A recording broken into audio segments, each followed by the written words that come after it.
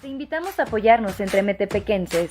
Para impulsar a los negocios de nuestro municipio, creamos la plataforma impulsocomercios.metepec.gov.mx, en donde podrás encontrar todo tipo de productos y servicios.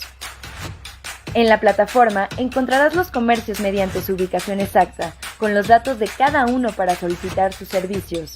También podrás buscar mediante palabras clave lo que necesites y te encontrarás con un filtro de resultados en mapa y en listado.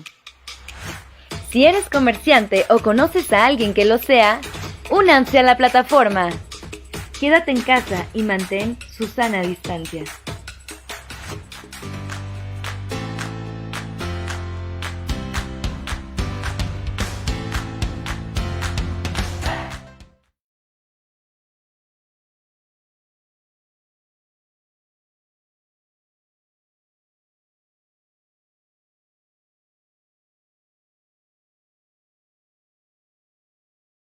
Aquí nuevamente para continuar con nuestras clases de inglés.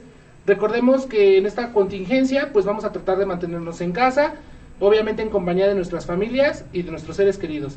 Vamos a empezar y vamos a continuar con el tema que nos quedamos, que recordemos que es subject pronoun con el verbo be. Recordemos que tenemos que tener en casa nuestro material de trabajo, que es nuestra libreta, nuestros colores y todo aquel material que vayamos utilizando para obviamente estas clases.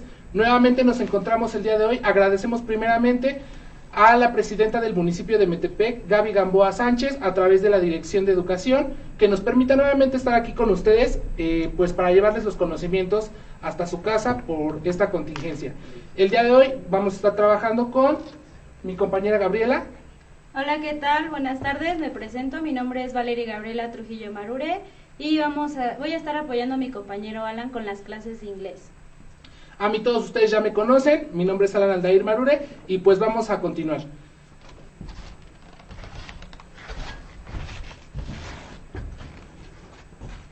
El día de hoy, como ya lo comentamos, vamos a darle seguimiento. ¿En dónde nos quedamos la clase pasada?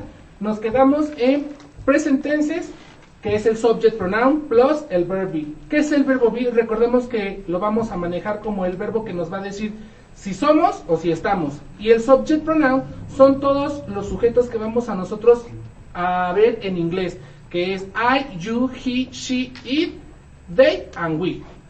Vamos a ver el día de hoy full form a contraction. ¿Qué es full form? La full form es la manera completa en la que yo voy a manejar el subject pronoun en conjugación con el verbo be.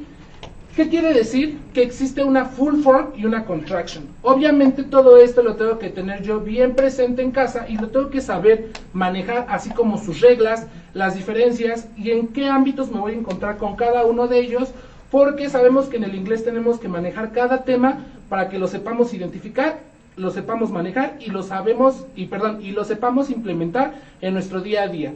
Vamos a ver entonces, para comenzar, la full form. Ya les dije las diferencias. La full form es el inglés completo con el subject pronoun y también vamos a ver las contractions. Bueno, como ya lo explicó mi compañero Alan, voy a explicar las contractions. Bueno, pues para empezar la contraction, ¿qué es la contraction? Pues la contraction es una forma de abreviar y simplificar un poco a la hora de pronunciar o decir una oración. Lo vamos a estar ocupando con un apóstrofe. Aquí está el ejemplo, para cada una de los ejemplos.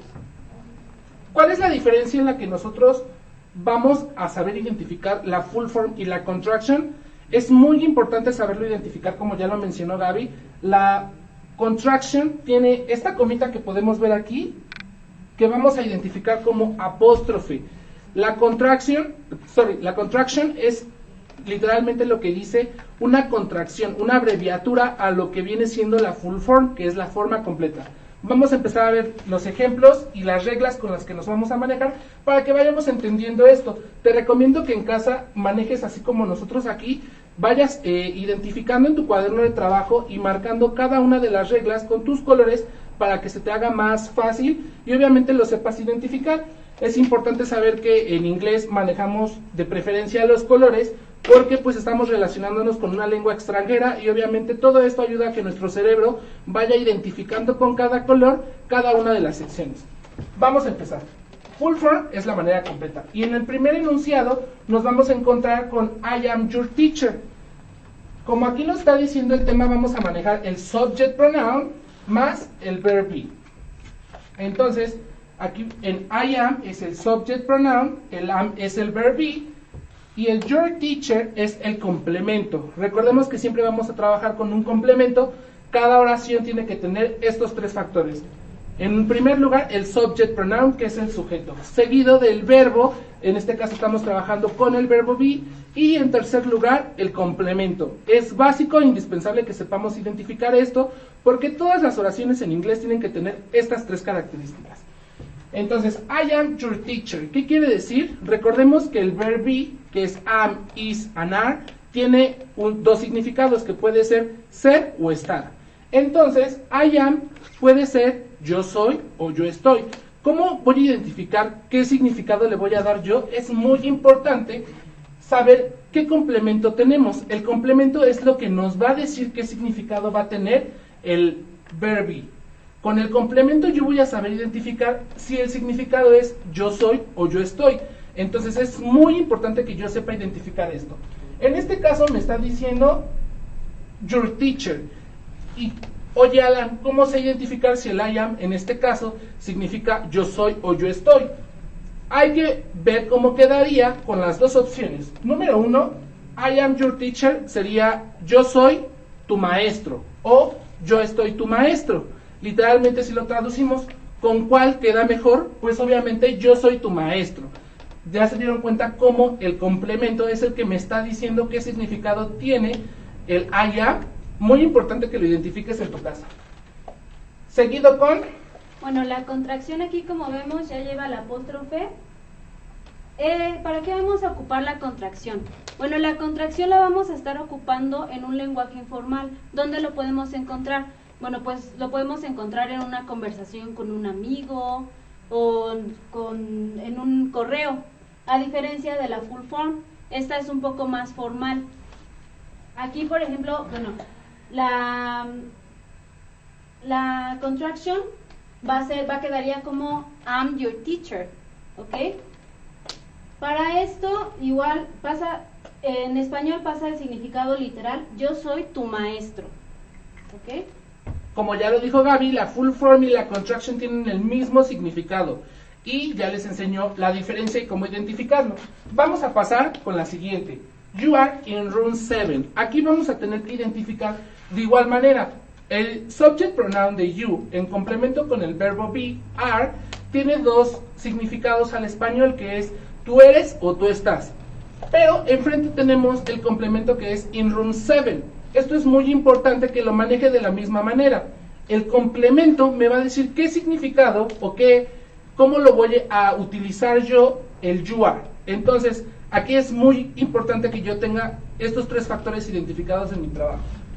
You are in room 7 puede ser tú estás en room, significa cuarto, tú estás en el cuarto 7 o tú eres el cuarto 7.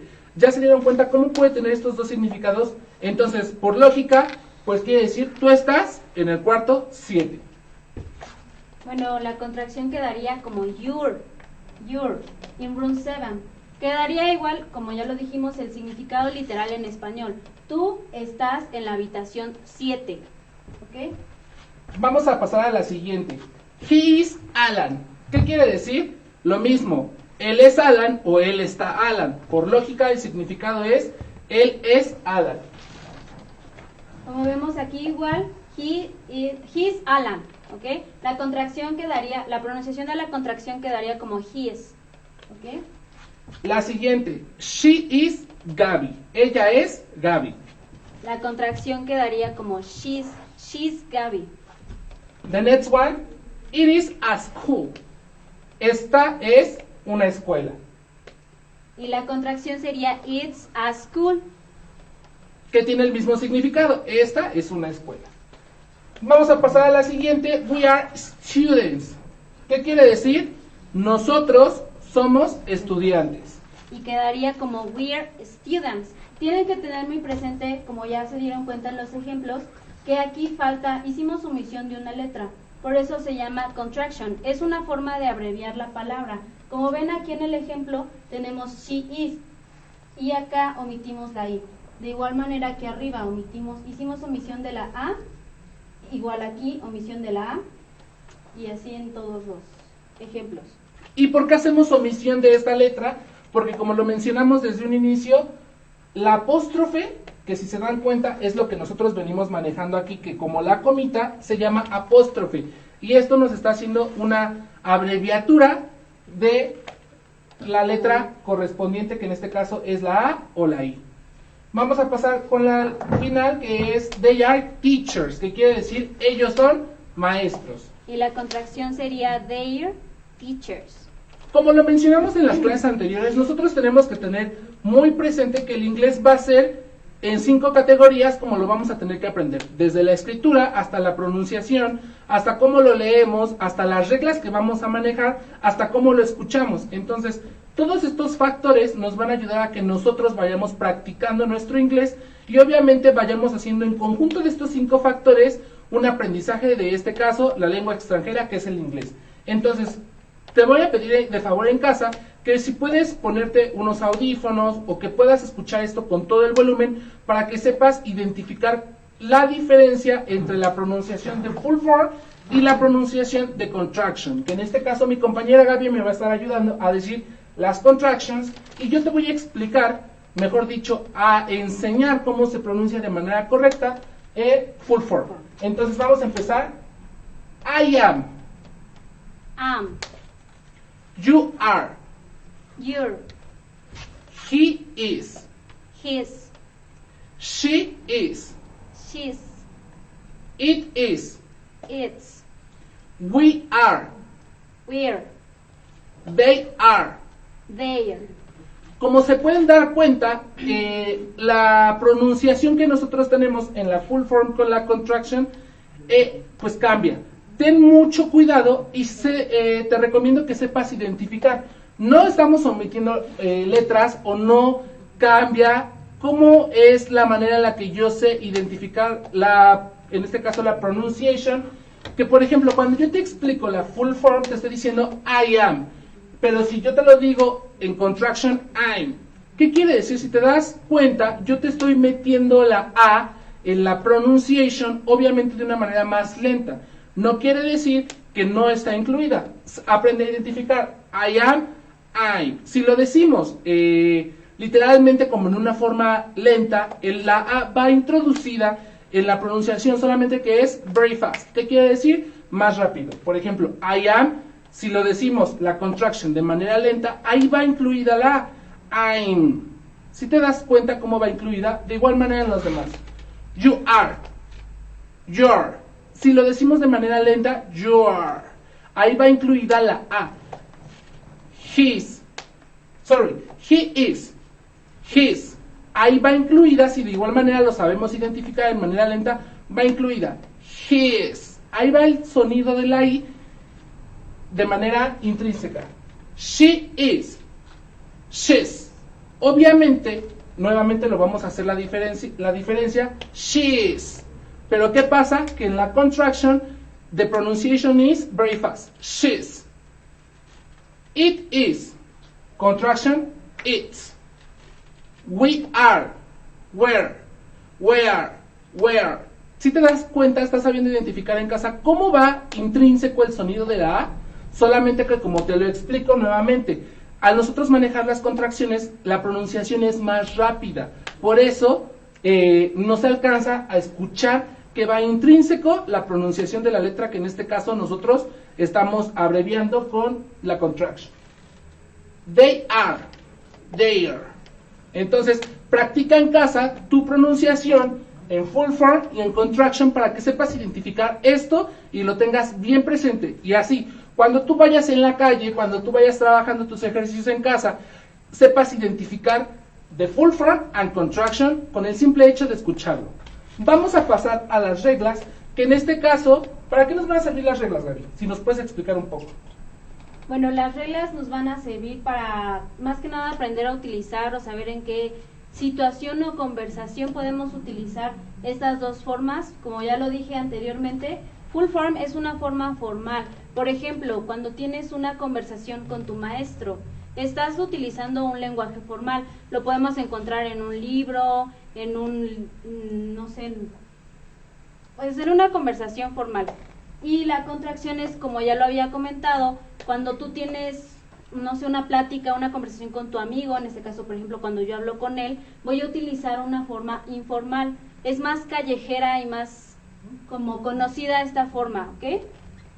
Bueno, a continuación les vamos a explicar las reglas que vamos a utilizar. La número 1 nos está diciendo, always use a subject pronoun with a verb. Aquí te lo estoy abreviando, pero la SP tienes que saber tú que es el subject pronoun, que es el sujeto. Entonces, nos está diciendo, te voy a traducir lo que nos está diciendo la regla, vamos a leer las reglas en inglés y a traducírtelas en español para que tú vayas identificando vocabulario en inglés y de igual manera lo vayas haciendo tuyo para que lo puedas implementar en tu uso cotidiano con el lenguaje. Es importante que tú identifiques que pues en inglés tenemos que ir aprendiendo el vocabulario. ¿Qué es el vocabulario? Todas las palabras con las que yo voy a ir trabajando. Eso no, como tal, nosotros no te lo podemos enseñar. Te podemos enseñar algunos para que tú lo vayas implementando en tu uso, pero es importante que tú lo practiques en casa y que vayas haciendo toda esta investigación de vocabulario, llenes tu mente de conocimiento, porque pues es como en nuestra lengua, todas las palabras que nosotros conocemos hoy en día y que hacemos uso de él en nuestro día a día, no nos los enseñaron en la escuela. ¿Cómo lo aprendimos? Lo fuimos aprendiendo con la práctica de la lengua, con lo que vamos aprendiendo de casa, de escuela, con amigos. Entonces, pero todas las palabras que conocemos ahorita no nos las enseñaron en la escuela. Obviamente con la práctica vamos implementando palabras que conocemos en nuestro día a día. De igual manera en el inglés.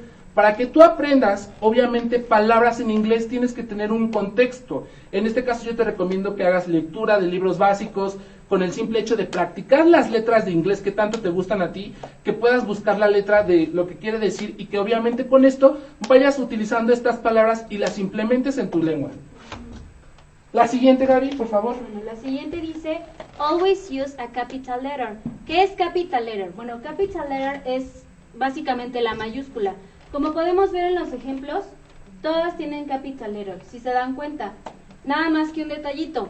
Por ejemplo, en una oración, a mitad de una oración, si yo quiero decir she is, no puedo ocupar la capital letter a mitad de una oración, a menos que lleve un punto antes. Pero en el caso de I am, la capital letter siempre tiene que ser capital letter. No puede ser con la mayúscula, ¿ok? La capital letter, como ya lo dijo Gaby, al español es la mayúscula. Es esa letra que te enseñaron desde chiquito a poner en la primaria con rojo. Aquí te está diciendo que en un inicio siempre vas a utilizar capital letter. Como te puedes identificar, que ya te expliqué, la capital letter es la mayúscula. Si te das cuenta, todos nuestros enunciados empiezan con capital letter, que en este caso, pues son las mayúsculas. No puedes tú empezar una oración con una minúscula. Es muy importante que lo tengas pues identificado y lo tengas practicado para que no se te vaya a pasar este dato que es muy importante. Seguido, you es tú. Y aquí nos está diciendo que you es singular o plural. ¿Qué quiere decir? Que el you lo vamos a utilizar para precisamente esto. Singular de tú o plural ellos. Es muy importante que lo sepas manejar. Si yo te digo you, puedo hacer referencia a ti directamente, a tú o a ellos. La siguiente. Bueno, como ya lo habíamos explicado anteriormente, cuando veamos he, únicamente lo vamos a estar ocupando para referirnos a un hombre, al género masculino, ¿ok? Seguimos con she. She is similar to woman. ¿Qué quiere decir? Que el she yo lo voy a utilizar exclusivamente, como ya lo habíamos dicho en la clase anterior, para hacer referencia, en este caso, a una persona del género femenino. Ya te lo había explicado yo un poco la clase pasada. Nosotros en el español estamos acostumbrados, a decir el teléfono, la lavadora, la televisión y a ponerle la, el. Pero en inglés no. En inglés tenemos que tener muy identificado. Yo puedo decir en español el hombre o el teléfono. A diferencia de que cuando yo estoy manejando este idioma con el inglés, nosotros no podemos hacer esta referencia. Yo no te puedo decir he is Alan haciendo referencia a él es Alan y decirte he is a phone, él es un teléfono. No, tengo que tener mucho cuidado con esto. El he, como aquí me lo está diciendo, solamente lo voy a utilizar para hacer referencia al género masculino, una persona del género masculino. Siguiente, por favor. Bueno, el siguiente es it. Recordemos que it lo vamos a estar ocupando nada más para referirnos a una cosa o a un animal. Como ya lo habíamos comentado anteriormente, no podemos decir she is my cat, ella es mi gata, no.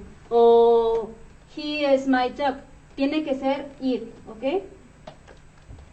Y para finalizar tenemos el they. They is similar to people. ¿Qué quiere decir? Que nosotros vamos a utilizar el para people. People es gente. Oye, Alan, pero ¿cuál es la diferencia entre people y persons? Muchas veces se nos genera esta duda. Hoy te la vamos a aclarar. People lo hacemos referencia para plural, cuando no son contables. ¿Qué quiere decir? Que people lo voy a utilizar para cuando yo haga referencia a la gente, pero que no sean contables. ¿Qué quiere decir? Supongamos, si tú me dices en el estadio Azteca cuánta gente es, pues yo no te sé contar persona por persona. Entonces yo voy a utilizar ahí en ese contexto la palabra people. Y el person lo voy a utilizar para cuando las personas sean contables. ¿Qué quiere decir? Yo te puedo decir en un salón de clases cuántas personas hay. ¿Por qué? Porque son contables. 1, 2, 3, 4, 5, las puedo contar. Pero para cuando haya lugares amplios en los cuales yo desconozca el número exacto de personas, te voy a manejar people. Entonces, people plural quiere decir uncountables, que yo lo voy a manejar de manera completa. Y persons cuando sea en un lugar que yo te sepa contar o que sea contable a simple vista cuántas personas hay. Es importante que tú manejes esto. Hasta aquí, si tienes alguna duda, escríbelo en los comentarios y pues vamos a tratar de responderlos de manera cotidiana. Vamos a borrar esto, ya explicamos todo, es importante que tengas contemplado todo esto. Vamos a borrar para pasar a lo siguiente.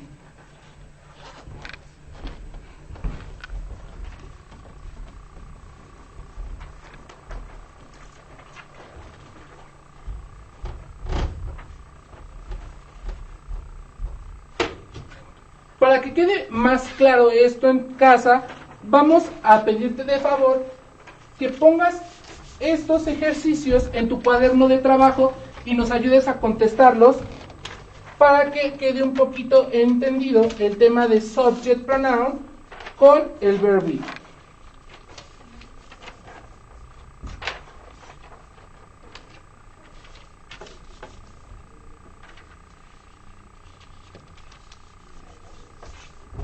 Bueno, en el primer apartado tenemos are teachers, ¿ok? Vamos a ir contestando qué debe de ir aquí. Bueno, como se puede ver aquí, no puede ir el verbo to be, ¿ok? El verbo ya lo tenemos aquí, debe ir un sujeto. Pero recordemos que sujeto va con el verbo are. Bueno, en este caso sería they, ¿no? Pues,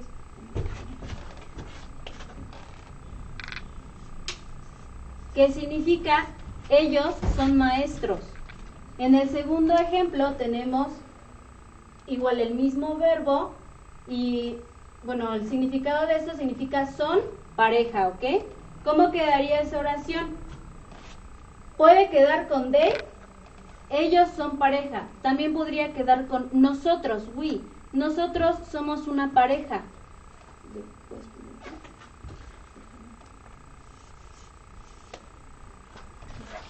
Entonces, aquí todo esto lo vas a ir complementando en tu cuaderno de trabajo junto con nosotros para que tengas identificado el uso del subject pronoun y la interacción que tiene con el verbo be.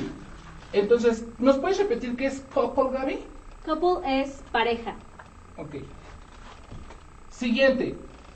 Aquí tenemos que saber leer el complemento que dice a girl. ¿Qué quiere decir a un o uno? Y girl, chica o mujer en este caso. Entonces tenemos el subject pronoun I. Aquí me está diciendo qué sujeto voy a utilizar. No puedo utilizar otro porque ya no los están manejando. Que es el I. Quiere decir yo. Yo soy una chica en este caso. Como digo, yo soy una chica o yo estoy una chica. Ya vieron cómo el complemento me ayuda a identificar qué significado va a tener. Entonces lo voy a manejar con am. I am a girl. Yo soy una chica. El siguiente, lo vimos en los ejercicios pasados, he, Alan. Aquí me está pidiendo que utilice el verbo. Cuando tú contestes ejercicios como estos u otros ejercicios en casa, te repetimos los 3 factores que tienes que identificar, que tienen que tener todas tus oraciones. Primero, subject pronoun, que es el sujeto. En inglés, todas las oraciones tienen que tener el subject pronoun, que es el sujeto. Tú no puedes decir, como yo te lo explicaba en la clase pasada, voy a ir a la escuela, como en el español. Fue a su casa, fue al trabajo. No, en español yo estoy acostumbrado a decir esto, pero en inglés no. En inglés tiene que tener el subject pronoun, que es el sujeto. Él va a su casa, ella va a su trabajo. Él llegó tarde. Si se dan cuenta cómo va implementado el subject pronoun, entonces en el inglés yo tengo que tener identificado, en primer lugar, el subject pronoun, seguido del verbo. En este caso yo me estoy auxiliando del tema que estamos viendo, que es el verb be. Y para finalizar, the complement, que quiere decir el complemento. Entonces tiene que tener sujeto, verbo y complemento. Todas las oraciones en inglés tienen que tener esto. Entonces, aquí me está faltando el verbo. Ya tengo el he, que es el subject pronoun, y ya tengo Alan, que en este caso es el complement. ¿Qué me está faltando? El verbo. Y el verbo que voy a utilizar aquí es el verbo be. El subject pronoun he, recordemos que es tercera persona. ¿Y cuál es el verbo be con el que se trabaja tercera persona? Is. He's Alan.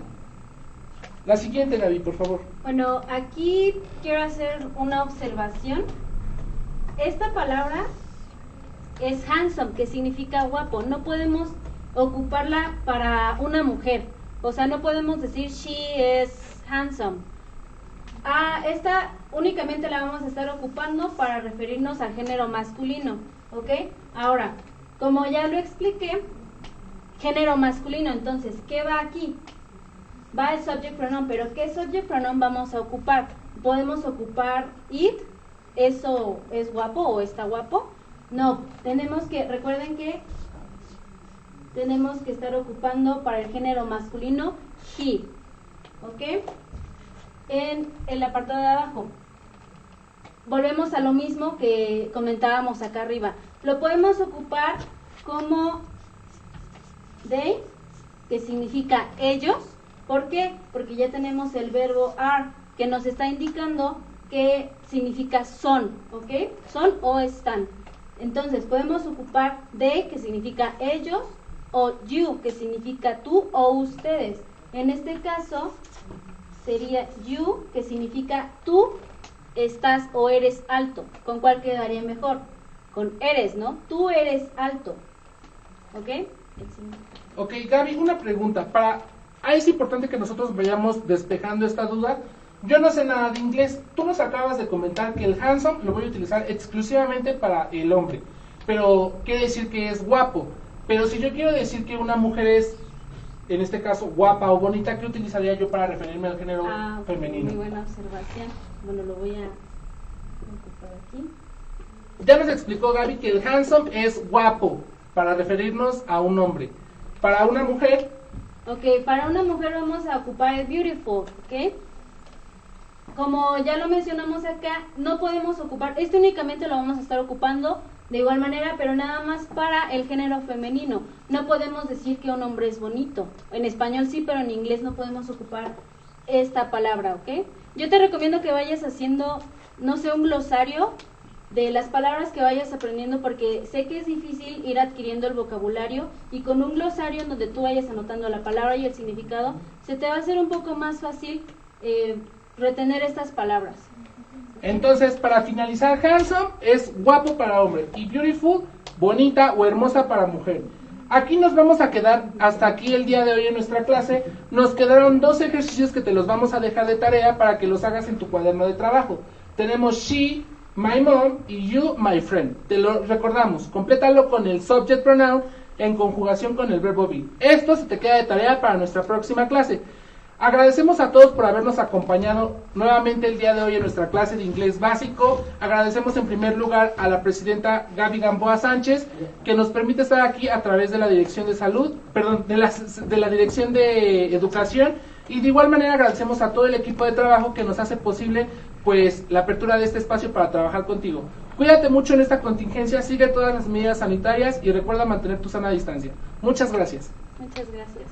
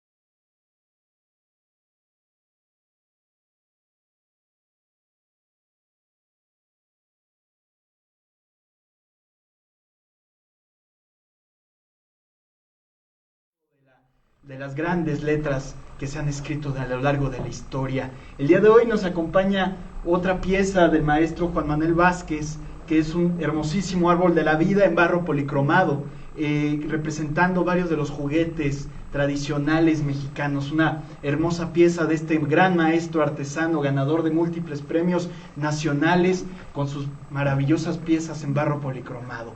Bueno, el día de hoy vamos a recapitular un poco.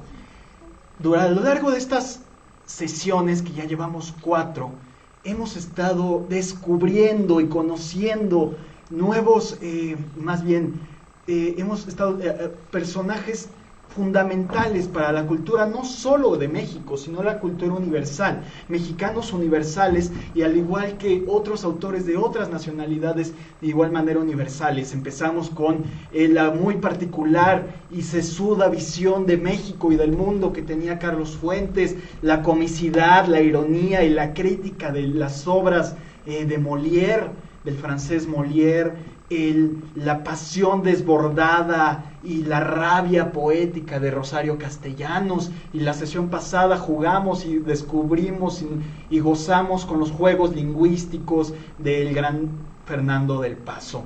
El día de hoy vamos otra vez a salir de México, vamos a conocer a un autor fuera de México y nos vamos a ir al siglo XIX, a finales del siglo XIX, y el día de hoy vamos a viajar a Rusia. Pero no una Rusia como nosotros la conocemos ahora, sino es una Rusia imperialista, es una Rusia de los zares, es una Rusia apabullante en cultura en esos momentos.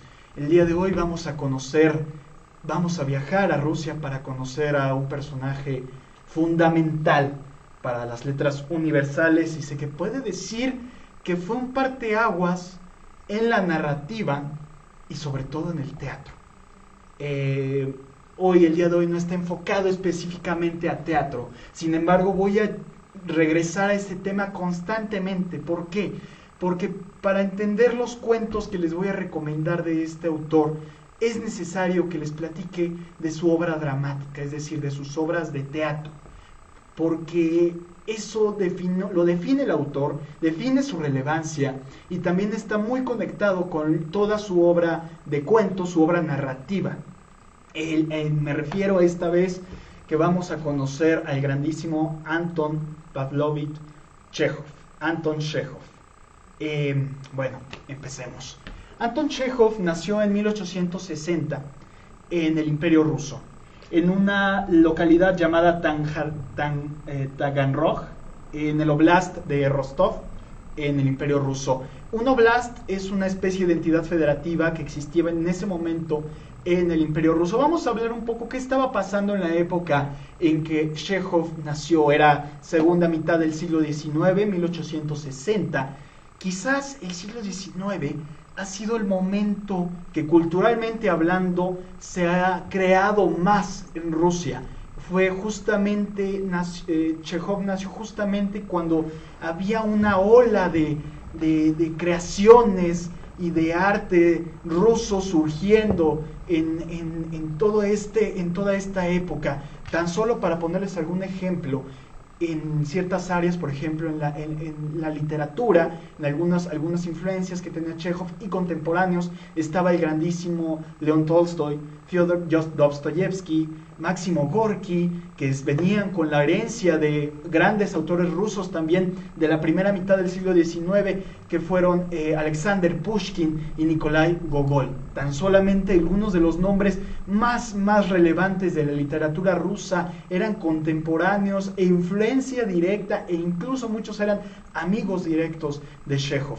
Eso del lado de la literatura, pero del otro lado de la música teníamos el grupo de los 5 grandes de Rusia, integrado entre otras personas por Nikolai Rimsky-Korsakov, por Modest Mussorgsky, por Alexander Borodin, por César Cui, y por supuesto estaba el famosísimo y seguramente conocido por ustedes Piotr Ilich Tchaikovsky, claro, con sus grandísimas obras dancísticas, como lo es El Lago de los Cisnes, como lo es El Cascanueces. ¿Quién no ha disfrutado de estas obras musicales y dancísticas que por supuesto del lado de la danza estaba trabajando en ese momento Marius Petipa, quien puso la coreografía de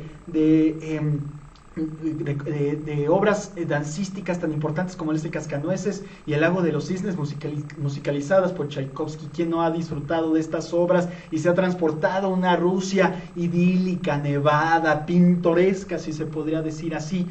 Y bueno, eso del lado en esta ola de creación, en que quizás en ninguna otra época de la historia rusa se había escrito tanto sobre Rusia, se había escuchado tanto sobre Rusia, se había bailado tanto a la rusa. Es por eso que yo considero que Rusia ha sido de los países que le ha aportado mayor cantidad de obras y de piezas maestras a la cultura universal. En este ambiente es donde nació Anton Chejov. Pero él llegó también para cambiar algo que más tarde les detallaré, para cambiar el teatro de manera curiosa, de manera indirecta, y cambiar la narrativa, siguiendo esta ola, estas influencias que había de sus contemporáneos en cuestión literaria. Bueno, pero al mismo tiempo que estaba este idilio artístico, Chejov vivió tres regímenes de tres zares: Alejandro II y Alejandro III, y el último zar de Rusia, que es Nicolás II. Todo este movimiento, toda esta Rusia posterior del siglo XIX, de la segunda mitad del siglo XIX, es previo a un evento que también cambiaría la historia de la humanidad para siempre y que hasta el día de hoy nos sigue influenciando, si se podría decir. Somos el resultado de eso, que es nada más y nada menos que la Revolución Rusa. Chejov es un vaticinio de lo que se viene, de la Revolución Rusa, de este fan leninista, trotskista, de implantar el comunismo y el sueño comunista. Pero antes de que pase toda esa explosión de movimientos sociales y de rabia y del movimiento de que se funde la URSS, existía el Imperio Ruso, liderado por estos zares, en los que existían muchísimos conflictos sociales, ya existía mucha tensión social. La diferencia entre las clases sociales, entre los nobles, los zares y los mushiks, y que los mushiks era una especie de esclavos, más bien eran esclavos, eran campesinos esclavos que todavía persistían en el Imperio Ruso, y los campesinos y los obreros y los trabajadores, la diferencia era grandísima, era brutal. Había muy poca igualdad no existía el término como tal de justicia social. Había una diferenciación social muy marcada, que también implicaba muchísima tensión. Ya desde ahí viene la tensión. Esta es la Rusia en que nació Anton Chejov. Él nació, como ya lo mencioné, en 1860 en el Ostrov de Rostov, al sur de Rusia, de lo que ahorita conocemos Rusia, que es un lugar en sus tiempos mayoritariamente rural, una especie de población rural fuera de estas grandes ciudades cosmopolitas y repletas de cultura como fueron en esos momentos Moscú y San Petersburgo. Él nació tuvo otros 5 hermanos de una familia típicamente rusa. Tuvo un padre desgraciadamente bastante violento, era el director del coro de su iglesia, y era un devoto cristiano ortodoxo. Recordemos que Rusia, como tal, la religión oficial o la religión predominante es el cristianismo ortodoxo. Este era el padre de Chejov, un padre estricto, un padre demandante, un padre violento, que cuando tomaba vodka, el vodka es muy importante dentro de la cultura rusa y del ser ruso, cuando se emborrachaba con vodka llegaba a ser violento. Sin embargo, Chejov no replicó en su vida esta violencia. Él, a pesar de haber vivido muchísima violencia familiar con su padre, contra sus hermanos, y esta presión y este hartazgo y esta asfixia que le imponía la figura paterna, él no decidió replicarlo no era una persona violenta, de hecho era una persona que se consideraba muy tranquila y hasta introvertida, se podría decir. Al contrario de eso, su mamá, relata Chekhov, que era una gran cuentista, era una gran relatora de cuentos. Quizás esto, y como siempre lo he reiterado con los demás autores de los que hemos hablado, cuán importante es que los niños a muy temprana edad se acerquen a las obras literarias, se acerquen a la fantasía, se acerquen a la imaginación, a cosas que los estimulen en su imaginación, a soñar, porque al final de cuentas eso es lo que les va a ayudar más adelante. ¿Qué hubiera sido de Chekhov si su madre no le hubiera relatado esas maravillosas historias sobre los pueblos rusos, sobre los campesinos rusos, que seguramente implantaron algo en Chekhov y en sus hermanos, y seguramente les ayudó a sobreponerse sobre la violencia y el ambiente violento que imponía el padre? Bueno, en 1879 Chekhov fue a vivir a Moscú una vez acabando el bachillerato, y a presión de su padre entró a estudiar medicina en la Universidad de Moscú. Fue un cambio radical para Chekhov, desde un pueblito al sur de Rusia, relativamente cálido, más apacible, llega a la ciudad, a la gran capital de la Rusia imperial, de la Rusia zarista, llena de gente de todos lados, llena de problemas sociales también, llena de miseria, llena de grandes palacios. Los contrastes debieron haber sido muy fuertes. Y estudiar medicina. Si algo era Chekhov, además de dramaturgo y de cuentista, era médico. Dice él mismo que la medicina era su esposa y la literatura su amante. Y sí, prácticamente es algo que siguió toda su vida. Él estudió medicina, ejerció la medicina, hizo una labor médica bastante importante, fundando hospitales, clínicas, atendiendo campesinos, recorrió varios poblados de Rusia durante largos momentos de su vida para curar y atender a los campesinos, tratar pandemias, evitar que se propaguen las enfermedades. Él tenía esta lucha con todo lo que implica a los médicos. Él conocía lo visceral que es ser un médico, y sobre todo en el siglo XIX, un siglo quizás en el que ya había ciertos avances en la medicina, pero que la gente seguía muriendo constantemente por enfermedades que hoy en día o están erradicadas o son fácilmente tratables. Así que el oficio del médico en el siglo XIX, sobre todo en la época que Chekhov le tocó vivir, era un oficio muy dramático, un oficio de muchos sinsabores, de muchas tristezas, también de muchas satisfacciones. Pero esto lo definiría, y vamos a ver la manera en que lo haría. Él se recibió de medicina en 1884, pero al mismo tiempo que ejercía la medicina y que incluso estudiaba medicina y se preparaba para la gran profesión médica, él escribía, empezaba a escribir, tenía esta necesidad de escribir. Empezó a colaborar en algunos periódicos locales como relator, como narrador, a poner algunos relatos, algunos cuentos.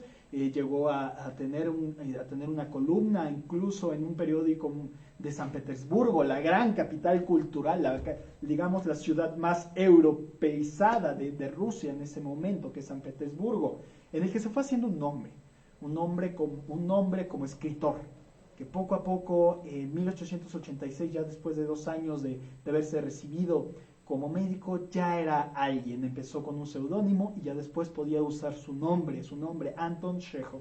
Así siempre firmaba todos sus textos.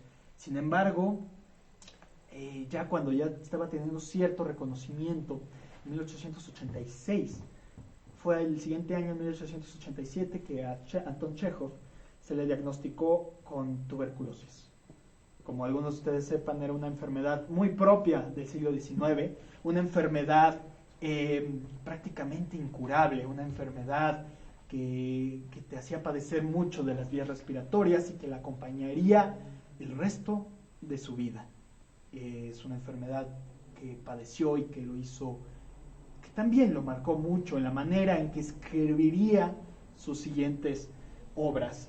Ahora, ¿por qué Anton Chekhov podría decirse que está al nivel de creadores tan relevantes como lo son León Tolstoy, Dostoyevsky, Gogol, Pushkin, Máximo Gorki, Mikhail Bulgakov? ¿Por qué? Bueno, vamos en primer término, vamos a conocer qué escribía Chekhov. Acceder a Chekhov, a las obras de Chekhov, les voy a ser muy sincero. No es sencillo, no es nada sencillo. Es una experiencia incluso muy fuerte, complicada. No es tan fácil de comprenderla, hay que tener cierta idea más o menos de quién es Chekhov, de la época en la que le tocó vivir, de cuáles eran sus intereses, cuáles eran sus intenciones y cuál es su estilo. Es un estilo único. ¿Por qué digo que no es sencillo? Chekhov, si podríamos encasillarlo en alguna corriente literaria, se le identifica mucho con la corriente del realismo, o más bien del naturalismo. ¿Qué es el realismo? Es una corriente que va en contra del romanticismo. El romanticismo, esta corriente literaria que todo lo exacerbaba, eran las grandes emociones. Si un personaje se enamoraba apasionadamente y entregaba todo y prácticamente muy tirado al suelo, un amor apasionado. Si alguien odiaba de manera exacerbada. Si alguien gritaba, eran la emoción superlativa de los sentimientos. E incluso ahí podríamos poner que ya se ponían elementos un poco de la magia, fantasmas, bueno, elementos que nosotros podemos ubicar como románticos. El realismo es una corriente literaria que va en contra de eso. Es decir, ok, sí, los fantasmas, sí, el amor que lo entrega todo, pero eso no es real. O sea, el ser humano no es así. No todos somos así, no todos podemos explotar en emociones y expresarlas. Y bueno, es ir en contra de eso. Vamos a regresar a lo real. Vámonos a la tierra, dejemos de volar, de soñar con mundos imaginarios, regresemos a la tierra y vamos a observarnos, vamos a vernos a nosotros mismos, vamos a ver no solamente a los nobles o a los zares, no vamos a hacer solo historias de grandes personajes, de grandes héroes, vamos a ver ahora a los campesinos, a los obreros, a la servidumbre, a los mushiks, a la gente de la calle, a los niños, a la gente de clases bajas, a la gente de clase media, a los profesionistas, a la gente que a veces mucha gente dice que son los olvidados de la historia. Esto es de lo que escribe Chekhov, de estas personas, y siguiendo un poco la línea con la que ya escribía Fyodor Dostoyevsky. También, si recordemos algunas obras, Dostoyevsky insistía bastante en estos personajes, en personajes que parecieran niños, en personajes que parecieran pequeños, en los que se ignoraban en la calle.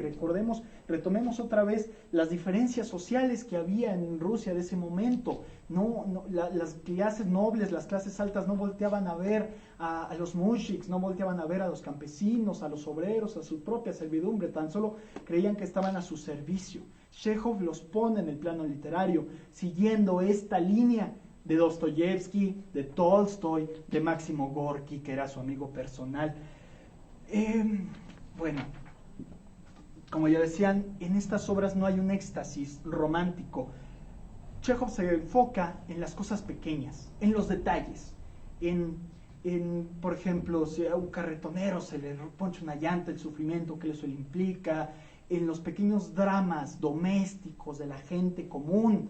Eso es en lo que se enfoca Chekhov, en las velas, en las lamparitas pequeñas, en los suelos, en los muebles roídos, en los detalles. ¿Pero por qué? Porque los detalles nos cuentan algo del personaje. Cuando estén leyendo los cuentos que les voy a recomendar y que les vamos a compartir en las ligas, quiero que son cuentos muy breves, pero quiero que sean que pongan muchísima atención en lo que están leyendo.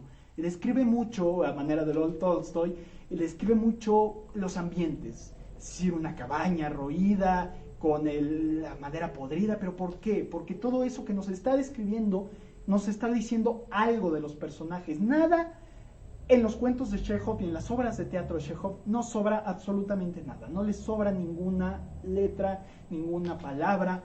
nos está diciendo todo con una precisión muy, muy directa. Bueno, y esto, sus constantes, uno cuando está leyendo obras de Chekhov, siente que está leyendo como un mismo universo, una misma obra, porque hay constantes, hay cosas que se repiten, hay elementos que voy a profundizar en un momento, que parece ser que se repiten, insiste, sonará hasta repetitivo, pero yo más que repeticiones, yo lo tomaría como constantes en su obra, elementos que se repiten, pero porque nos quieren decir quizás algo, pues si insiste una persona tanto en algo, es porque quiere que nos enfoquemos en eso, quiere que entendamos el mensaje que nos quiere transmitir a través de esas constantes, de esas repeticiones. Los héroes de Chekhov, pues entendido en el sentido literario de héroe, más son como héroes tristes, antihéroes, si se podría decir. Son personas que no hacen grandes hazañas, que no hacen grandes hazañas, que no llevan a cabo actos grandilocuentes, que no salvan pueblos, que no luchan contra bestias. No, son personas pequeñas, son personas de pequeñas acciones, de pequeños anhelos, de pequeñas esperanzas dentro de lo que se ve o lo que podríamos pensar, pero para esas personas lo son todo. Esas pequeñas cosas lo son todo, porque son a veces todo lo que tienen. Hay un torrente de emociones, pero ya no hay un torrente de emociones como la corriente romántica de la literatura, que es expresiva, que es gritarlo, que es llorarlo. Todo está aquí, guardado. Sí, me estoy muriendo de la tristeza, pero lo tengo acá. Los personajes de Chekhov en tanto sus cuentos como en sus obras de teatro. Yo estoy muriéndome de amor, pero está aquí, contenido. Y ya lo creo que es algo muy importante. Recuerden esta palabra, contención. Todos los personajes de Chekhov están ardiendo por dentro en sus emociones, están sufriendo, están viviendo por dentro, pero por dentro, no lo expresan, no lo ves en sus acciones físicas, pero sí lo puedes leer a través de las pequeñas cosas que hace, de las pequeñas cosas que siente, que son en verdad un torrente. Si podríamos abrir emocionalmente un personaje de Chekhov, saldría esta cascada de emociones, igual a la par de quizás las emociones del romanticismo. Claro, que las emociones del romanticismo son expresadas. En Chekhov no hay esas acciones físicas. Chekhov, bueno, con todo esto que ya les dije, dirán, wow, entonces Chekhov es bastante fuerte, son obras muy dramáticas, obras tristes. Sí, pero Chekhov, cuando empezó a escribir, él insistía mucho en el humor. A él le gustaba mucho el humor. De hecho, hay un género teatral que se llama el vaudeville, que es una especie de sketches humorísticos o cómicos, como ya les había explicado un poco con Molière. La comedia es estos sucesos cotidianos, que hay un pequeño conflicto y al final se resuelve. Más o menos Chekhov, tanto en sus cuentos como en sus obras de teatro, en un acto que fue escribiendo, obras humorísticas, fue insistiendo en el humor, pero es un humor que incluso ya en sus obras más dramáticas todavía está, pero es un humor muy sutil, un humor, se podría decir, hasta un poco ridículo. Por ejemplo, bueno, más adelante ya les voy a dar algunos ejemplos de algunas de sus obras de teatro, pero antes hay muchas cosas que hablar de Chekhov. Quiero que nos pongamos, ya tenemos más o menos de qué hablan las obras de Chekhov, pero que nos posicionemos en el lugar donde pone a sus personajes. A estos personajes los pone en ambientes típicamente rusos, en el sentido que, recordemos, Rusia, si algo tiene, es un clima muy salvaje, es una Rusia salvaje, la madre Rusia es un clima que a veces va en contra del hombre, es un clima de extremos, es un clima despiadado, es un clima inclemente. Los inviernos rusos son míticos, literal, míticos. Recordemos que Napoleón no pudo invadir Rusia precisamente por el invierno ruso. Hitler, cuando intentó atacar Rusia, tampoco pudo precisamente por el invierno ruso inclemente, el invierno ruso que no tiene piedad sobre el ser humano. Es una eterna lucha de los rusos contra su propio clima. Y también, no solamente, tienen épocas de verano en ciertas regiones donde también llega a hacer mucho calor. Así que es un ambiente, un medio ambiente de muchísimos extremos. Siempre nos vamos a ocupar, por lo menos en sus cuentos, de Chekhov, en dos lugares: el campo ruso, ya sea en invierno, ya sea en verano, ya sea en primavera, en clima extremo y campo, con los campesinos, con la gente trabajadora, con la tierra, los bosques, los lagos, los cielos maravillosos, pero también despiadados, que tiran la nieve y pues que literal matan a la gente de frío. O las grandes ciudades donde hay mucho clasismo, donde hay mucha miseria, donde hay grandes palacios, donde hay grandes personas nobles que están conviviendo, estas ciudades como caóticas, Moscú, San Petersburgo, como ya lo había dicho, y sobre todo pero en estos dos ambientes siempre habrá algo, esa fricción social, esta como, no lucha de clases, pero sí como tensión entre las dos clases, ya sea en el campo o ya sea en la ciudad.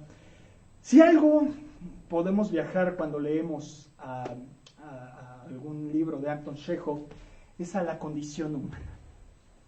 Yo creo que antes de Chekhov, bueno, por lo menos no había habido nadie, ni en la literatura rusa y quizás en la literatura universal, que se haya adentrado tanto en la psique humana. En la psique humana, pero más, a veces que más ignoramos, en la cuestión de nuestras debilidades, de nuestra languidez, de a veces nuestra insignificancia como seres humanos. Cuando se lee cuando se ve una obra de teatro de Chekhov, cuando se lee un cuento de Chekhov, hay que leer siempre más allá. Hay que leer entre líneas. Quiero decir entre líneas, hay que ir más allá de lo evidente. Si, digamos, un personaje de Chekhov se sirve un vaso, de la manera en que lo describe, pero hay que ir más allá de esa acción de servirse el vaso. ¿Por qué lo hace? ¿En qué momento? ¿En qué contexto vive ese personaje? Hay que leer entre líneas, buscar más allá de las acciones físicas, porque ahí es donde está la riqueza de Chekhov, y ahí es donde mucha gente, por la primera vez que accede a una obra de este autor, no lo entiende, dice, porque es que son obras y así es una constante, son cuentos o son obras de teatro donde no pasa nada.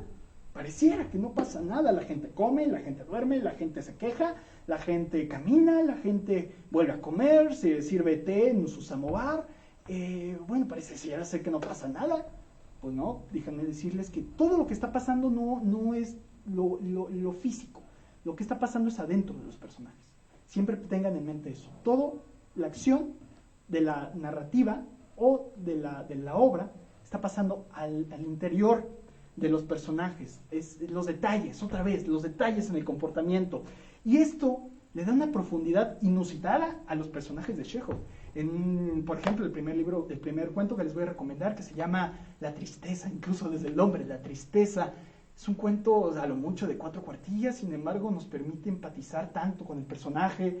En un momento les voy a decir de qué trata, pero nos permite conocerlo, sentir que en 4 cuartillas ya conocimos el personaje y podemos compadecernos de él, podemos conocerlo en su interior y en su dolor y en su tristeza. Son como personajes atrapados, pero no atrapados físicamente en una jaula, jaulados, son atrapados en sí mismos, ensimismados, son atrapados en su soledad, atrapados en su condición social, atrapados en su pobreza, atrapados en sus propias debilidades y en sus propios vicios. Son seres que parecen estar enjaulados en sí mismos, y en esta pequeña jaula de sí mismos es donde explota y donde tienen todo este torbellino de emociones internas. Es el drama interior. Llegué a escuchar mucho una definición muy, muy buena que decía que si algo pasa en Chekhov es la expresión de los apocalipsis internos, de la destrucción interna de las emociones humanas. Por eso las obras de Chekhov son de una sensibilidad que a veces no se nota, pero que si la logran captar van a descubrir un mundo fascinante, un mundo personalmente que yo considero que les cambiaría la vida. A mí me la cambió. Les voy a contar un pequeño relato, que yo cuando obtuve acceso por primera vez a una obra teatral de Chekhov, cuando salí de esa obra prácticamente el mundo ya era otro. Eso es lo que produce Chekhov, y por eso es tan grande, por eso es tan importante para la literatura, no solo rusa, la literatura universal. Hay algo que yo le llamo, que es una de estas constantes en las obras de Chekhov, que yo le llamo, no sé de dónde lo obtuve, pero yo le llamo el tedio ruso. estos personajes que viven en la ciudad o en el campo, pero que siempre están insatisfechos, quieren algo más. Cualidad propia del ser humano es la insatisfacción. Nunca estamos conformes con lo que tenemos, siempre queremos más, queremos otra cosa, y quizás cuando lo obtengamos ya no queremos eso y queremos más y más. El ser humano a veces vive en la constante insatisfacción, y esto es algo que explora Chekhov. Son personajes que anhelan, personajes que fantasean, que quieren, que sueñan algo más, que dicen, si yo podré, cuando salga de aquí me podré ir a la ciudad, o yo cuando salga de aquí de la ciudad me podré ir al campo. Son personajes que todo el tiempo quieren escapar, quieren irse, quieren hacer otra cosa, quieren hacer otras cosas de lo que están haciendo en ese momento. Sin embargo, no lo hacen. ¿Por qué? Porque están encerrados. Volvemos a la jaula personal, están encerrados en sí mismos. Es también y este encierro, esta cobardía, les causa mucha desesperanza e incluso resignación. Muchos de los personajes de Chekhov caen en la total, completa resignación, en el momento en que dicen, no podré alcanzar esto. Pero no son jaulas físicas a veces, son jaulas que ellos mismos se imponen, encierros que ellos mismos se imponen a sus anhelos, a sus fantasías, a sus esperanzas. Son personajes que a veces caen en la desesperación, que tienen momentos en que explotan, pero luego se vuelven a contener. Explotan porque se dan cuenta de algo, de su situación, tienen un golpe de realidad y se vuelven a contener y caen en la resignación. Son cuentos de un tono bastante melancólico, se podría entender. Son de alguna manera triste, pero vamos a entender por qué. También el tiempo tiene que ver mucho, se siente el peso del tiempo y de la edad, de los años en los personajes de Chekhov. Lo dicen, lo mencionan, lo sienten en sus sienes, lo sienten en su rostro, lo sienten en sus hombros, lo sienten en sus achaques. Es este tiempo inclemente, al igual que el clima. Cuánta inclemencia hay en las obras de Chekhov. Y también siempre está definiendo a una sociedad en particular, que es la sociedad rusa. Y la sociedad rusa se caracteriza mucho a veces por eso, porque está en una lucha constante contra sí mismos, contra el clima, contra el tiempo. Es algo que incluso hoy en día se puede llegar a ver. Si algo caracteriza a los rusos es a veces esa especie de melancolía extraña que tienen como sociedad. Pero dentro de todo esto, de estas temáticas y estas constantes en las obras de Chekhov, hay una crítica muy sutil, una crítica que si no es revolucionaria, como León Tolstoy, que al final de su vida se terminó convirtiendo en una figura que eran los pregolomenos de la revolución rusa, en una figura de ideología sobre liberación y sobre justicia social. Chekhov no, él mismo se consideraba apolítico, no le interesaba la política, no le interesaba revolucionar ni mover a las masas, no le interesaba unirse a ningún partido. Sin embargo, hay algo en él que ¿por qué Chekhov nos expondría a esta gente y sus tristezas, su melancolía, sus pequeñas luchas, sus pequeños apocalipsis internos, para mostrárnoslo otra vez, como he repetido yo creo varias veces en otras sesiones, ponernos un espejo? Chekhov, con sus textos, con sus obras de teatro, nos quería poner un espejo para decirle, estos somos, estas son las injusticias que vivimos sin decirlo. Miren las injusticias que está viviendo la gente a la que no merece tu mirada, a la gente que ignoras. Velas, aquí están, ves sus sufrimientos, ves sus apocalipsis, ves su tristeza, ves sus pequeñas luchas que para ti quizás son insignificantes, pero para ellos son todos. Aquí está el espejo de la realidad, de nuestra realidad, porque también es tu realidad. Eso es lo que quizás Chekhov ve a esta gente. Ve la injusticia, ve la falta de piedad, ve la falta de empatía que tenemos como sociedad rusa, ve nuestra decadencia moral. Es algo que Chekhov, se podría decir, sobre todo al final de su vida, retrata a la perfección la transformación de la sociedad rusa. Sobre todo en una obra que más adelante les voy a contar, que es clarísimo de cómo esta sociedad del imperialista rusa, de los nobles, muy a modo de Ana Karenina, de León Tolstoy, cambia a una sociedad que ya está en el hartazgo y que se está preparando para lo que viene, para la gran revolución de octubre de 1914, con Lenin y todo, pero todavía no explota, pero la mecha ya se prendió.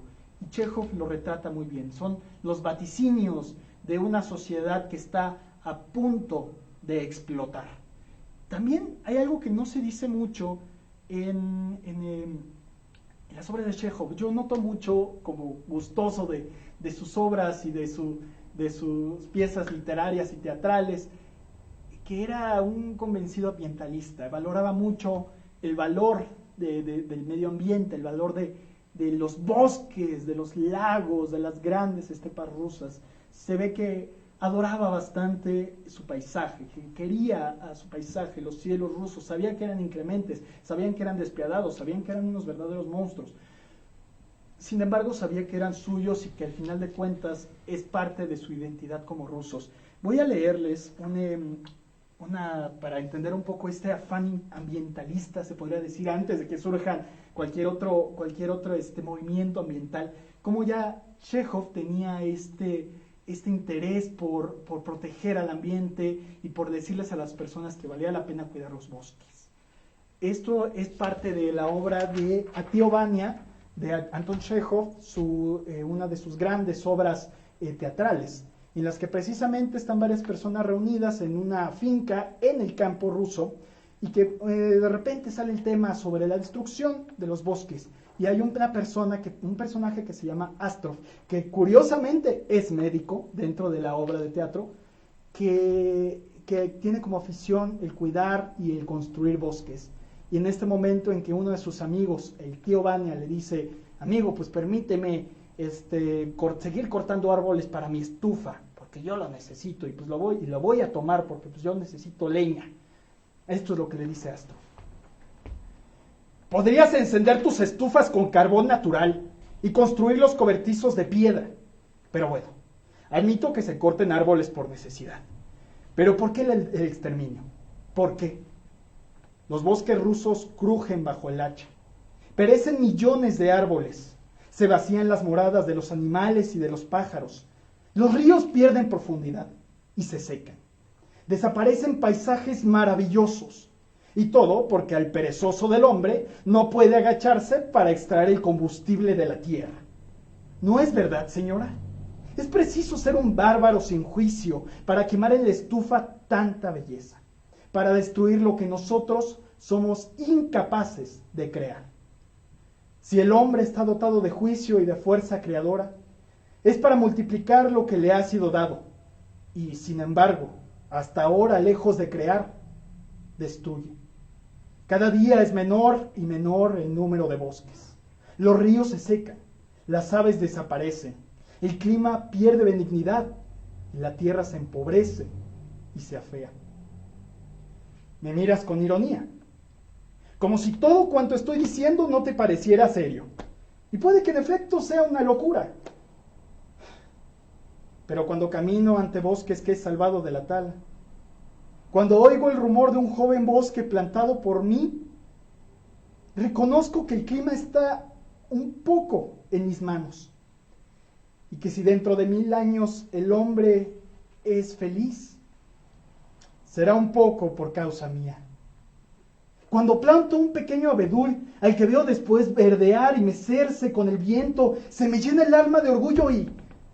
Bueno, a todo esto ya es hora de marcharse. Esto seguramente es una locura. Me despido, señores. Aquí vemos un discurso gritando, pidiendo que se cuide la naturaleza. Se insiste un poco en esta obra, es uno de los temas secundarios de esta obra, pero se insiste, se hace un llamado a cuidar los bosques, a cuidar la naturaleza, se elogia la maravilla de lo natural, del paisaje, de los animales, de los ríos, de los lagos. Ahora, algo complicado, incluso que está sujeto a interpretación.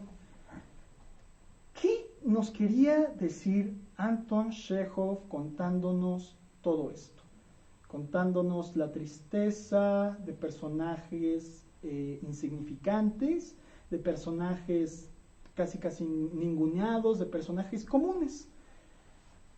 Él lo que buscaba en sus obras era reinstaurar la realidad en seguimiento de esta línea realista, pero con un objetivo: alcanzar la verdad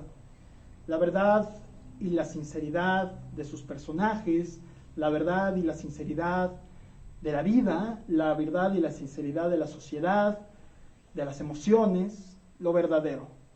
Lo que sí lo que tiene valor al final de cuentas, es quitarnos la careta y desnudarnos en las emociones.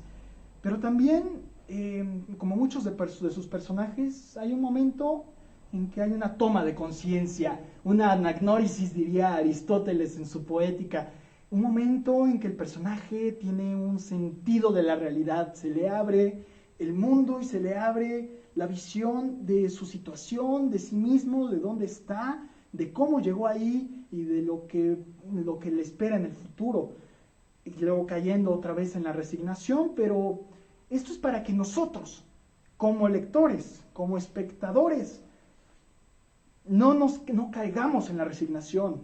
En este momento en que el personaje toma conciencia de sí mismo y toma conciencia de la situación, es para que nosotros tomemos conciencia, para que nosotros tengamos nuestra revelación y nos demos cuenta de nuestras propias vidas. Ahí es donde es un llamado desesperado de Chekhov a la gente que lo está leyendo, a la gente que lo está viendo, a la gente que lo está escuchando. Es para decirle: date cuenta de la vida que llevas, de si eso es lo que en verdad quieres. Date cuenta de si esto te hace feliz, o de que si no estás buscando al final de cuentas algo, ni siquiera que te haga feliz, que te haga sentir pleno, que te haga sentir en plenitud. Es un llamado desesperado al público y al lector a atreverse a romper el muro social, a romper el muro de las costumbres, el muro se me fue la palabra, de lo que es típico, de lo que se espera de ti. Ese es el llamado. Por eso son tan decadentes los personajes de Chekhov, para que nosotros empaticemos con ellos y al mismo tiempo nos vemos reflejados y nos demos cuenta de nuestra propia condición. En Chekhov no hay lecciones morales, no hay moralejas, no son fábulas, no hay, bueno, y la moraleja es, bueno, sé feliz. No, lo que busca Chekhov, por eso es algo temerario decir más o menos qué nos quería decir Chekhov. Eso es algo que, lo que les acabo de decir es algo que yo siento que es lo que nos quería decir Chekhov, pero los invito a que ustedes descubran qué les quiere decir Chekhov. No hay lecciones morales, no te va a decir, bueno, entonces sé bueno y sé generoso. No, él solo se te plantea la situación para que tú tomes un juicio y tú tomes tus propias decisiones. Eso es algo que sí les puedo asegurar. No te la deja fácil Chekhov, no te lo da masticado y a la boca. Él te pone, te confronta, a manera de Carlos Fuentes, te confronta, te golpea, confronta al lector, confronta a su espectador, pero para que tú tomes tus propias decisiones, para que tú te des cuenta de tu propia realidad, para que tengas, como diría en Sonata de Otoño, en una película de Ingmar Bergman, que por cierto son muy chejovianas, para tener tu sentido de la realidad. Y encuentres el sentido a tu vida. Voy rápidamente a hablar un poco del teatro. ¿Por qué digo que Chekhov cambió el teatro de por vida? Porque fue a partir de Chekhov que hay un antes y después en la manera en que se actúa en el mundo, en la actuación en el mundo. Él hizo varias obras de teatro, hizo un drama en 1875 llamado La Gaviota, en 1896, llamado La Gaviota, que se estrenó por primera vez y fue un fracaso, una obra rara que nadie entendía, que todo el mundo aburría, que abuchearon. Pero fue entonces cuando el texto de La Gaviota, de esta obra de teatro de Chekhov, llegó a las manos de una persona llamada Konstantin Stanislavski. Los que hayan estudiado teatro o estén relacionados con las artes escénicas les será o ya saben esto, o les será muy conocido. Konstantin Stanislavski, que era el director del Teatro del Arte en Moscú, leyó La Gaviota y dijo, vamos a montarla, y a partir de esto, pero vamos a montarla a mi manera, una manera que él creó. en lo que sería el método Stanislavski. Se lo resumo, es toda una teoría sobre la actuación, toda una teoría sobre el teatro, pero lo que quiso hacer es que todos los personajes de Chekhov, como siempre, son muy profundos. Ahora poner esa profundidad en escenario. Y entonces tú, actor, ya no vas a llegar y recitar a manera de obras shakespearianas, grandes soliloquios, y a levantar las manos y a recitar como si estuviera recitando un poema. No, ya no. Ahora quiero que lo sientas, quiero que empatices con el personaje. El personaje tiene una vida propia, el personaje vive, respira. Y quiero que tú respires, actor, a través de ese personaje. Entonces vamos a montar la gaviota, vamos a poner a todos los personajes, pero quiero que todos ustedes, actores, respiren esos personajes, sean el personaje. Algo es tan básico cuando te dicen, cuando actúes, no actúes. Es algo que se repite mucho en los talleres de teatro. No actúes, sé el personaje. Y fue a partir, y eso lo desencadenó Chekhov, a partir de su texto de la gaviota. Stanislavski la montó y fue un éxito arrollador, un éxito tan grande que incluso Stanislavski habló con Chekhov. A Chekhov no le encantó la manera en que Stanislavski montaba sus obras porque, bueno, él tenía más una idea más humorista. Sin embargo, Stanislavski lo tomó y le dio otra lectura y quizás no las plasmó de manera mejor. Ya vino Chekhov y se hizo, digamos, como el dramaturgo fetiche de la Compañía del Teatro del Arte en Moscú, y escribió obras tan relevantes, que sobre todo son 4, que es El tío Vania, que es de los que los acabo de leer, Las tres hermanas, que es brutal, y El jardín de los cerezos. Los nombres incluso son bellísimos, y también tenemos estas constantes. Pero si podría resumirles algo que de qué se tratan estas 4 obras, son personajes variopintos de varias clases sociales que conviven en una finca, en la campiña rusa, en un lugar ruso donde están vacacionando, donde están encerrados de cierta manera y que están obligados a convivir todo el tiempo.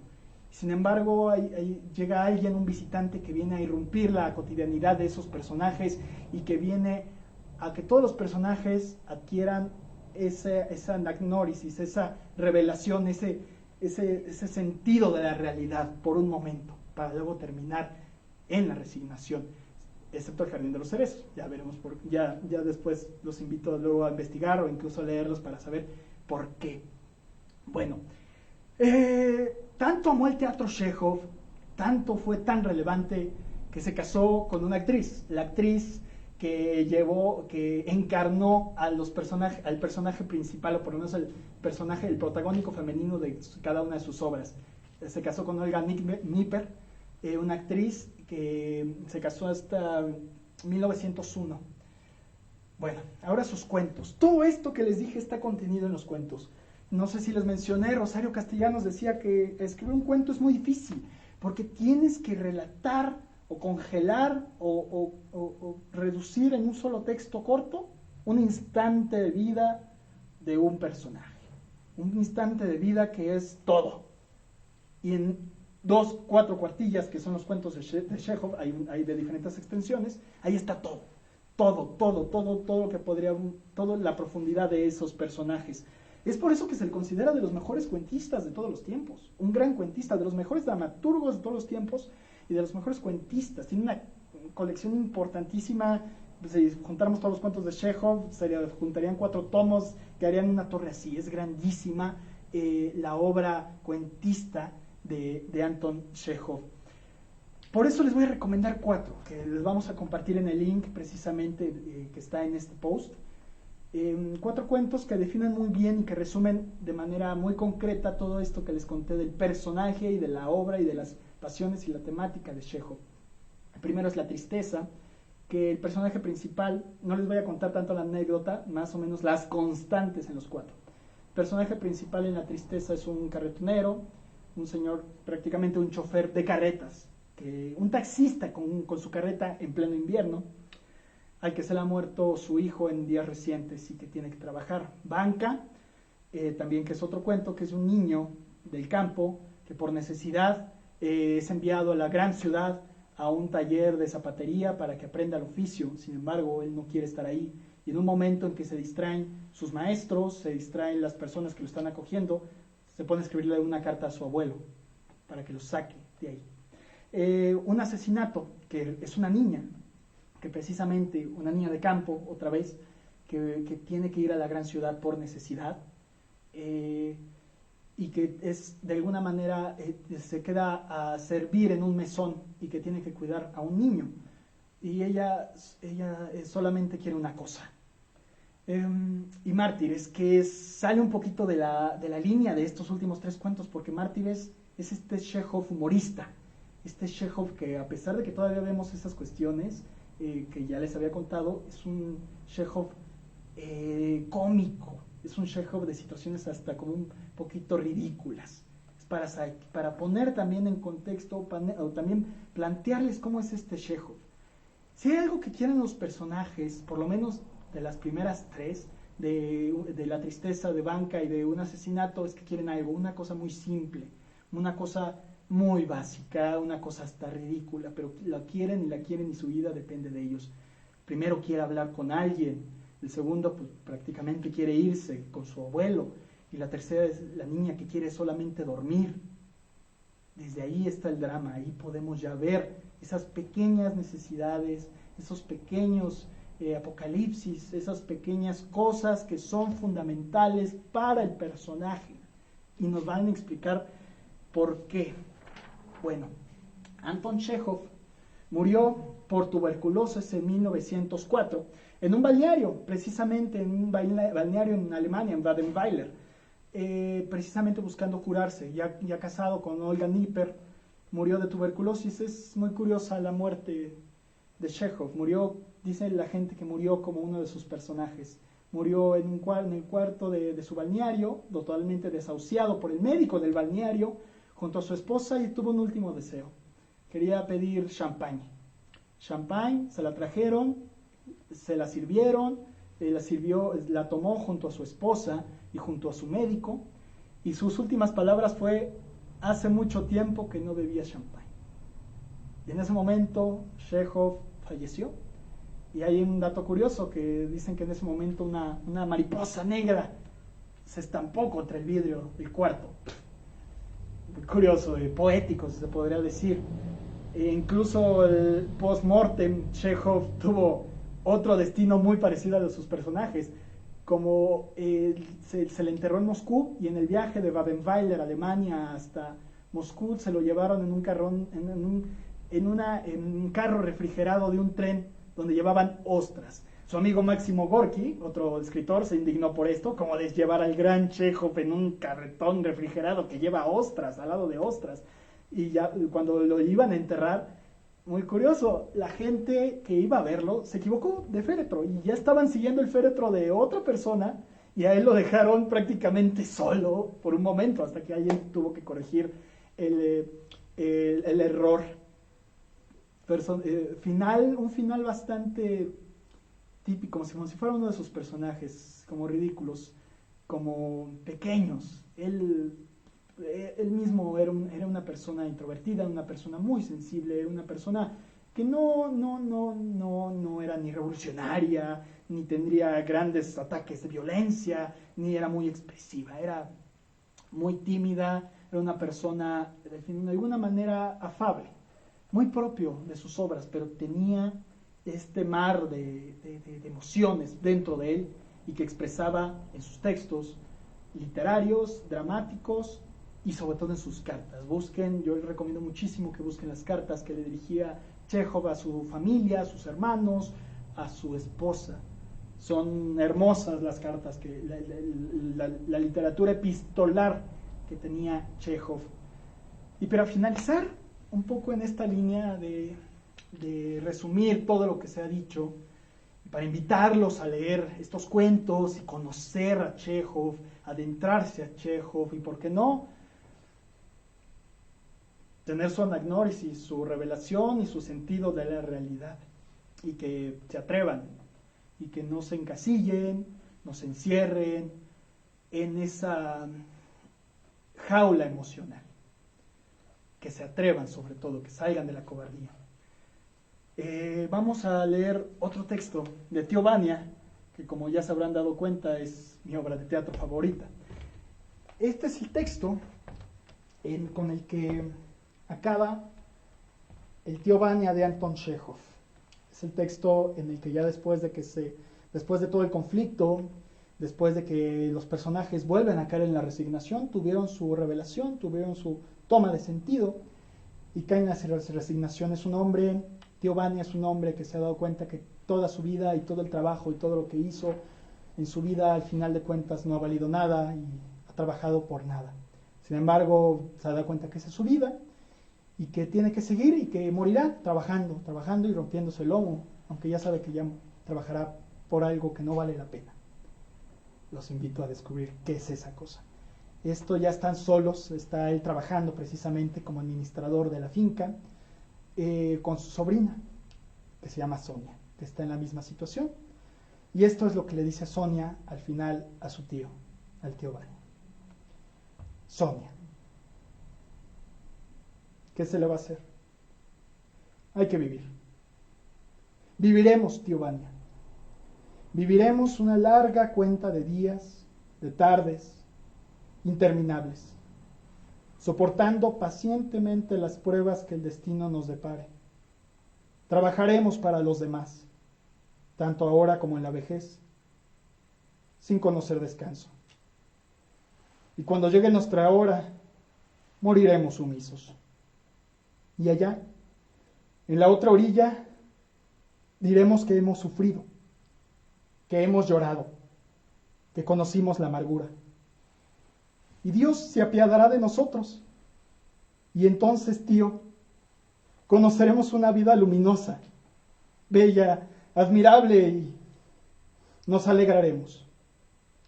Y al contemplar con una sonrisa emocionados nuestras desdichas presentes, descansaremos. Tengo fe, tío, una fe profunda y ardiente. Descansaremos.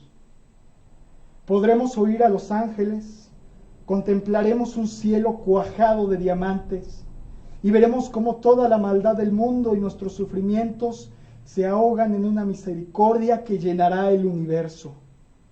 Y nuestra vida será quieta, tierna, suave, como una caricia.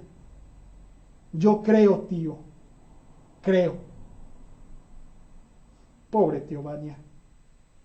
Ya no llores. Por favor, ya no llores. Tu vida no ha conocido alegrías. Pero espera, tío. Tú espera. Descansaremos. Descansaremos. Descansaremos. Bueno, con esto me despido. Los invito a conocer a Chekhov, a acercarse a su obra, que seguramente les puedo asegurar que los moverá. También los invito a que una vez que podamos acudir y que se abran las bibliotecas del municipio, que acudamos a ellas, que acudamos a las letras. En el municipio existen 15 bibliotecas públicas llenas de libros, tanto de Chekhov como de muchísimos otros autores.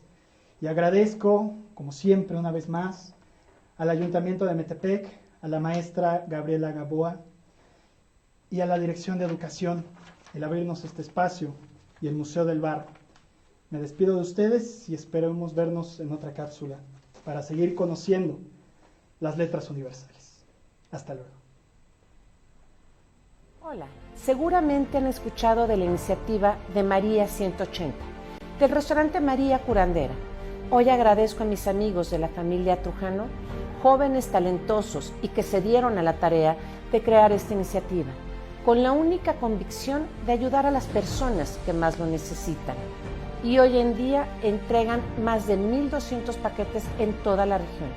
Este logro es destacable no solo porque la ayuda que representa, sino por la gestión de recursos que han logrado para poder ampliar su alcance día con día. Gracias, familia Trujano. Te necesitamos, Metepec.